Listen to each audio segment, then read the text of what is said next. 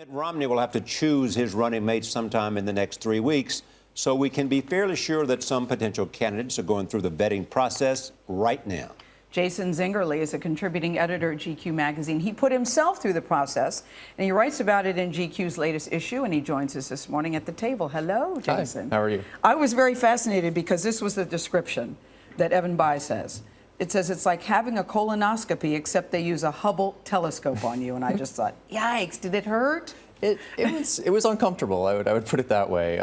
They ask for everything from your tax records to your college transcripts to your SAT scores, and that stuff is somewhat uncomfortable. Where it gets really uncomfortable is some of the personal questions. Like? Have you always been faithful to your wife? And the answer was? Yes. Okay. I answer, even though I could answer all these questions quite comfortably, it was still uncomfortable being asked them. Have you ever paid for sex? Are there any sex tapes? And the answer was? No, no. Okay. Yes, no, no. Yes. And do you think people tell the truth on all these questionnaires?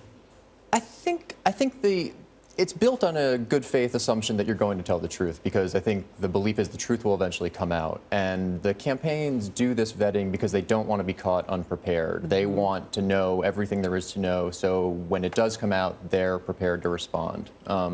So I think that there's no way to force these people to tell the truth, but I think the hope is that they will, because if they don't, it's going to come back to bite them in the end. And how do they ask the questions? Are they uncomfortable when they're asking? Is he like looking? No, what is it like? It's very matter of fact. It's almost the way a doctor would ask a question. I think there's no sort of hint of the awkwardness on their part. It's just they're just there to get the facts. And my vetter for this story was a lawyer named Ted Frank, who I think you saw briefly in that Game Change clip. He was the person who vetted Sarah Palin.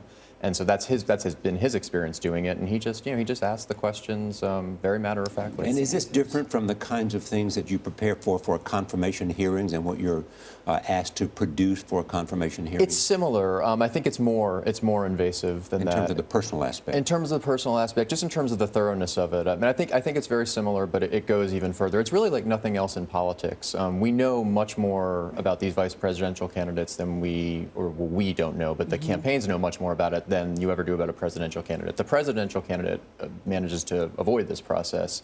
It's the vice presidential candidate who goes through it. And Dick Cheney has suggested that perhaps the Sarah Palin process was less than perfect. Yeah, I mean, it's a little ironic coming from Cheney, since he picked himself in 2000. But the Palin process, I mean, obviously in hindsight, it was less than perfect. But I think, and this is something Ted Frank says in my story, he was the person who did it. I mean, he said that they found everything there was to be found, and they gave that information to the political people at the McCain campaign, and the McCain campaign people thought it was worth the risk. I mean, the high risk, high reward scenario. So they weren't necessarily caught unaware by anything, such as Troopergate or various other sort of things. The pregnancy, they knew all about that. Yeah, they knew that Bristol was pregnant. I mean, all this stuff came out, and the McCain people still thought it was worth doing. So it's a question of whether the vet was unsuccessful. What would be interesting here is to have, and you can't do this, is to find out how certain presidential nominees have disqualified certain potential vice presidential nominees, and on what basis. Yeah, and you're never going to find that out, because it's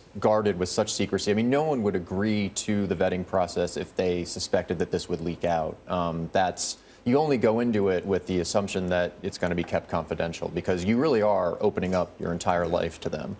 Do you know if they've changed the vetting process after they went through Sarah Palin? Because I was reading that after every candidate, once they learned something, then the rules change. Yeah, I mean, that's the problem with the vetting process. You're always vetting for the last problem, and you're not really aware of the one that's going to come down the pike. I mean, I think with Sarah Palin, I think there was always the assumption before this that if you were up for vice presidency, you probably knew a fair amount about the world. It would be, you could assume that they knew something about current events. I think now there'll probably be a current events question on these vice presidential I would assume there'd be a lot more now because of that. I mean, all the kinds of questions that got Sarah Palin in trouble. Yeah, exactly. In trouble would be questions that they'd be, want to make sure they had a firm grasp on. I think that's exactly right. Do we know anything about Romney's vetting process so far, and who he might be talking to, other than he has announced Marco Rubio was one of the? No, I mean, Beth Myers, who's one of his longtime aides, she's running it, and they're keeping it, very quiet, very hush-hush. I think, there's a lot of speculation as to who's on the list, but there's certainly nothing official from the Romney campaign about it. And that's the way these things have been run in the past, 12 years. You pick someone who has a lot of trust from the candidate, and they're in charge of it. Yeah, this reminds me, we had a segment here about the CIA have somebody who can determine whether somebody's lying. Telling the truth, whether you yes. include somebody like that there Yes. to say, almost as a kind of personal lie detector test. Yeah, I think that's the But case. you're suggesting you think people will always tell the truth because they believe in the confidentiality of the process. Yeah, and I think you have to. I mean, ambition is a strange thing, but I think that you can't assume that your lie is gonna not get caught at some point. There is in history this story, and it's about a president and a man who became president, and some of the powers that be, the kingmakers, came to see him, and they said, is there anything in your record that would disqualify you we should know about? And he said, excuse me, and he said, let me go in the other room. He went in the other room to think about it, and he came back later, and he said, no, nothing. He was then elected, and he was later disqualified and embarrassed by whatever they turned out. Well, why do you suppose that the process is so rigorous, since conventional wisdom says that people don't pick a candidate based on their vice presidential choice? Well, I think it's a damage control process. I mean, you're not necessarily picking a candidate based on the vice presidential choice, but if you pick a terrible vice presidential candidate, that could harm you. And I think Sarah Palin is sort of the cautionary tale there. So you're trying to not do any damage, and that's what the vetting process is really about, making sure you don't pick someone who's going to blow up later on. So finally, what was the hardest question for you to answer? Yeah. I didn't remember what my SAT scores were. I had to look those up. That was it? That was the hardest question for you? I'm a very He's boring. led a much cleaner life I was than going to most. say, you're doing okay. So if the opportunity presents itself, I guess, Jason Zengerlee, you could pass. Yeah, but no one would pick me. I don't bring much to the ticket. You could pass. Thank you. Thank you very much. It is now 8:07. It's time now to check your local weather.